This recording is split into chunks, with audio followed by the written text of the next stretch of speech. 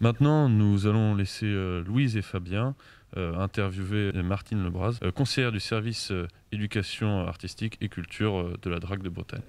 J'aimerais d'abord commencer par vous demander de présenter la DRAC et ainsi que vos missions dans votre service du coup. La DRAC, Direction régionale des affaires culturelles de Bretagne, qui est le service ou la direction du ministère de la Culture en Bretagne. Il y a des DRAC dans chaque région qui sont en charge d'appliquer la politique de la ministre de la Culture sur le territoire de la région. Donc nous sommes basés à Rennes avec des structures, enfin des services de la DRAC dans chaque département sur l'architecture et le patrimoine. Mais sinon, toute l'équipe de la DRAC, à peu près une centaine de personnes, est sur Rennes. Nos missions sont donc celles du ministère de la Culture, globalement la défense, la restauration, la préservation du patrimoine, que ce soit dans le champ du patrimoine bâti, l'archéologie, les archives, l'architecture, bon voilà, des missions importantes et une mission historique du ministère de la Culture.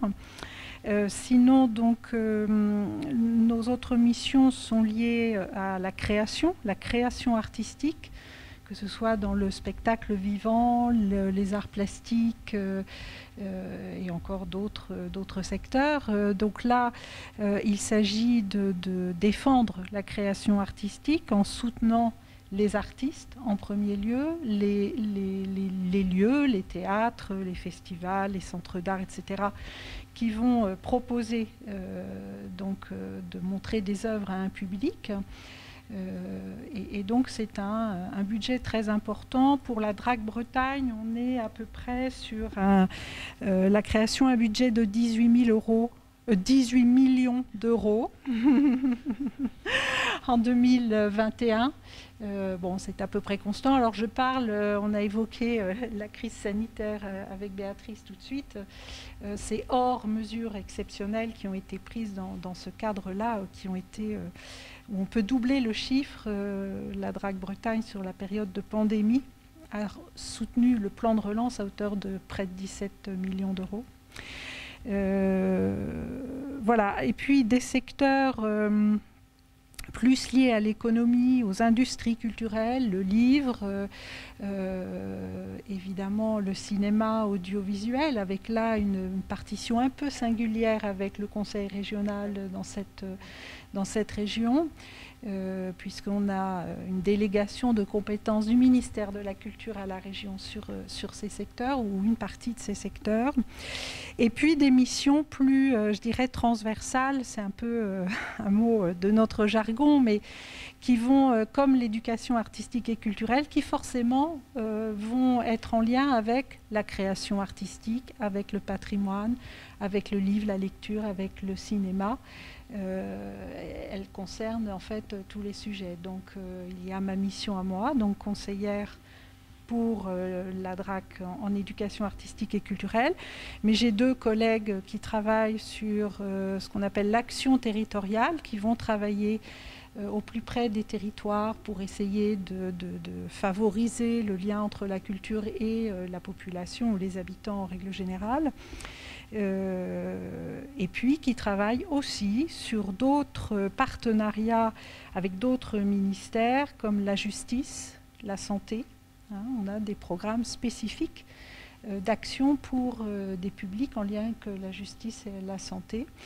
Et évidemment, moi, sur l'éducation artistique et culturelle, je suis particulièrement en lien avec l'éducation nationale, avec le rectorat, avec l'enseignement agricole également.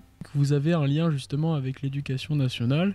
Est-ce que vous connaissez, vous avez déjà mis en place par exemple des dispositifs qui pourraient favoriser donc justement les thématiques artistiques et culturelles dans les lycées, et quels ont été les résultats par exemple de ces dispositifs pour les lycées et pour les lycéens aussi? Alors avec l'éducation nationale et la région et les départements et les communes, on partage des dispositifs de financement de projets avec les lycées, les écoles, les collèges, les lycées pro, les lycées agricoles, les lycées d'enseignement général.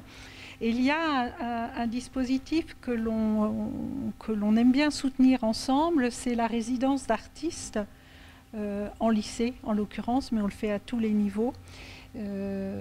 Donc là, qui nous mobilise beaucoup, et ce sont des projets de résidence que l'on étudie ensemble avec les collectivités territoriales et l'État, et qui amènent donc à des financements de part et d'autre, hein, pour les soutenir mieux.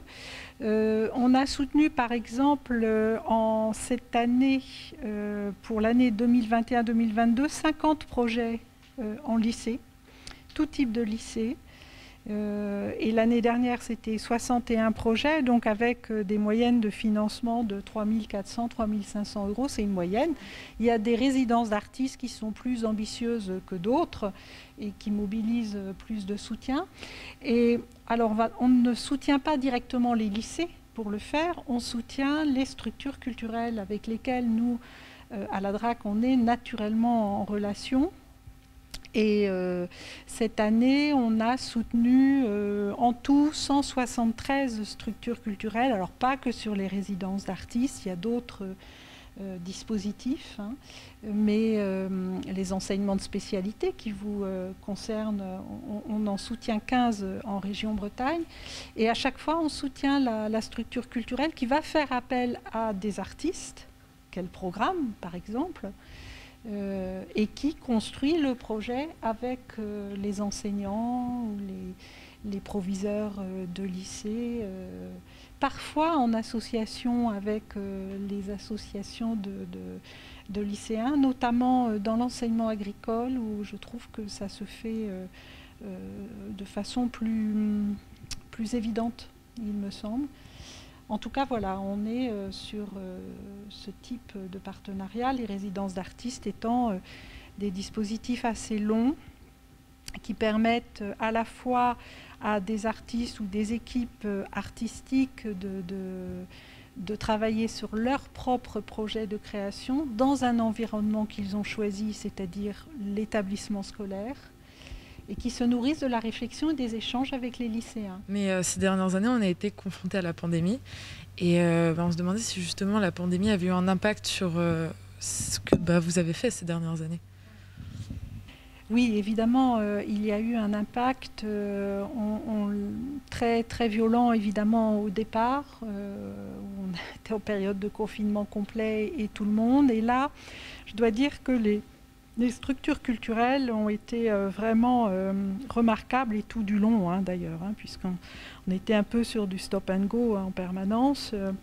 Elles ont cette grande volonté et militantisme, je trouve, dans la région à proposer des projets avec les lycées notamment, et elles ont cherché tous les moyens possibles pour les prolonger. Avec des modifications de projets en lien avec les enseignants, bien sûr. Ils ont cherché toutes les solutions pour que ça perdure et que ça se fasse. Après, évidemment, à certaines périodes, des projets ont été annulés ou reportés, hein. Il y a eu beaucoup de souplesse à ce niveau-là. Et puis, je n'oublie pas qu'en fin d'année 2020, et début d'année 2021, l'endroit où on pouvait voir des spectacles d'une façon un peu particulière, mais quand même, c'était les établissements scolaires, puisque là, c'était possible en école, en collège ou en lycée. Et sur la période, vos établissements ont été des lieux extrêmement importants, aussi pour qu'il y ait une continuité et un travail des artistes et qu'ils puissent présenter leur travail, alors pas au grand public, mais en tout cas aux lycéens, et y travailler.